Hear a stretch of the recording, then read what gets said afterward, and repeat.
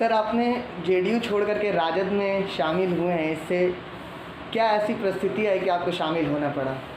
मैं अपने आप को बहुत ही प्रसन्नचित्त महसूस कर रहा हूँ, अपने आप को खुशी महसूस कर रहा हूँ, क्योंकि जिस विचारधारा की लड़ाई हम लड़ रहे थे उसी विचारधारा को देख करके हम समझते थे कि वो जिस तरह की बात कर रहे हैं वो विचारधारा का सफलता होगा।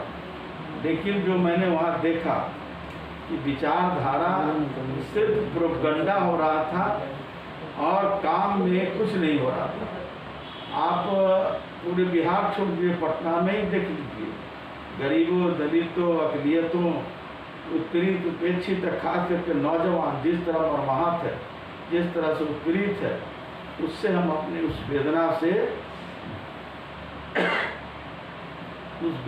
से हम अपने आप को बड़ा प्रताड़ित महसूस कर रहे थे, इसलिए मुझको वहाँ छोड़ना पड़ा। सर, आप श्याम रजक जी को कब से जानते हैं? श्याम रजक जी जो हैं, माननीय श्याम रजक जी, उनको मैं बचपन से जानता हूँ, क्योंकि जिस इलाके में हमारी पैदाइश है, श्याम रजक भी उसी क्षेत्र में से आते हैं और वहीं उसी मोहल्ले में उनका भी जन्म स्थान है।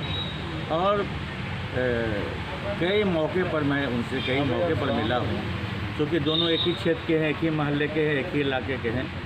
इस वजह से मेरा उनका व्यक्तिगत नाता है, व्यक्तिगत संबंध है और गाहे बिगाहे हम उनसे मिलते रहते हैं।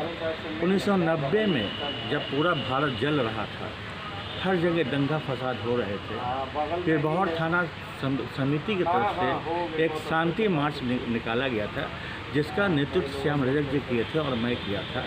तो 1990 से तो मैं इनसे जुड़ा हुआ हूँ, भले ही मेरी आस्था दूसरे पार्टी से है, मैं किसी और पार्टी का सदस्य हूँ, मगर व्यक्तिगत संबंध है और इसी संबंध के कारण मैं आज इनसे मिलने के लिए आया हूँ। क्या लगता है श्याम रजक जी राजद में शामिल हुए हैं तो कुछ कर पाएंगे बिहार के लिए? देखिए, श्याम रजक जी जो है बिहार के एक कद्दावर नेता हैं, एक ताकतवर नेता हैं और दलितों के जो है एकमात्र नेता हैं।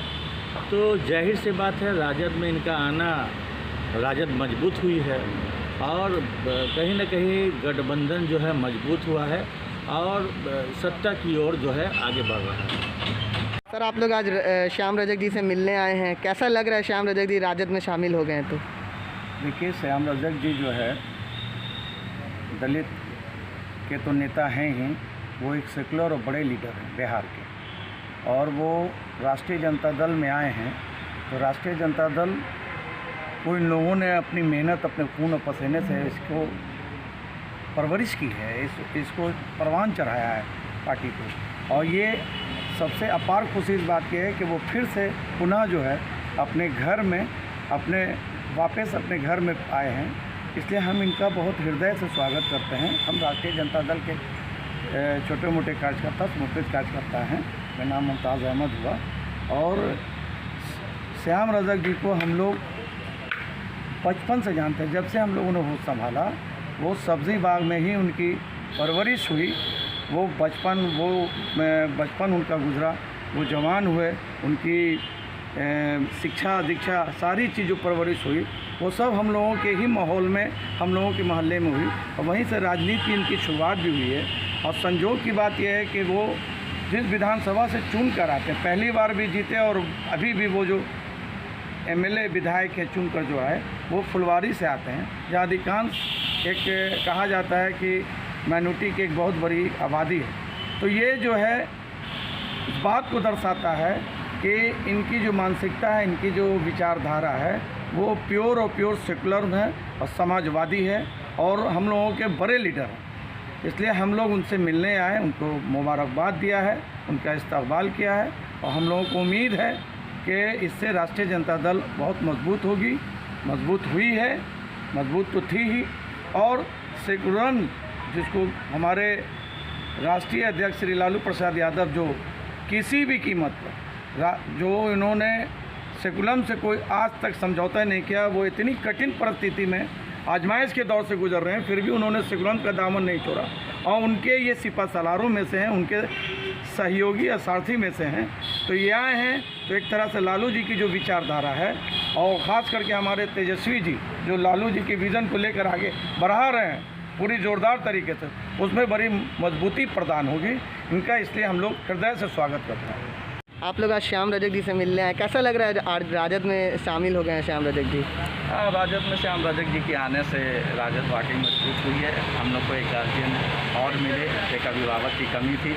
लालू प्रसाद यादव पे जो जुल्म हो रहा है, उनको जेल में इस तरीके से बंद किया जा रहा है, उसके जितने भी केसेस हैं उस केसेस की सुनवाई बिल्कुल सही तरह से नहीं हुई। 15 साल के लालू प्रसाद यादव के राज्य को अगर देखा जाए और 15 साल के नीतीश कुमार के राज्य को देखा जाए तो दोनों के परिप्रेक्ष्य में दलितों का जो हनन हुआ है इन 15 सालों में वो पहले कभी नहीं हुआ था। आप देख लीजिए कि एकमात्र दलित नेता श्याम रजक जी हमारे जो थे, आज उनके साथ भी इस तरीके से उन्होंने व्यवहार किया है जिसकी वजह से आज उन्हें राजद में वापस आना पड़ा। आज भी राजद कमज़ोरों, दलितों और जो मजलूम अल्पसंख्यक हैं उनकी ये है। आज आप 15 साल के विकास की बात करते हैं, पटना गंदगी में 1 नंबर पे है, आप इसका जवाब देंगे नीतीश जी?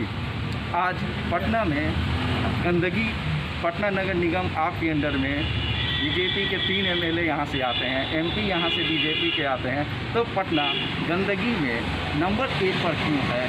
आप इसी से अंदाज़ा लगा सकते हैं कि विकास के नाम पर जब गंदगी आप नहीं सुधार सके, स्मार्ट सिटी बनाने की बात करते हैं तो विकास क्या होगा? ये कोई परिपूर्ण विकास नहीं है, ये सिर्फ थोथी राजनीति है।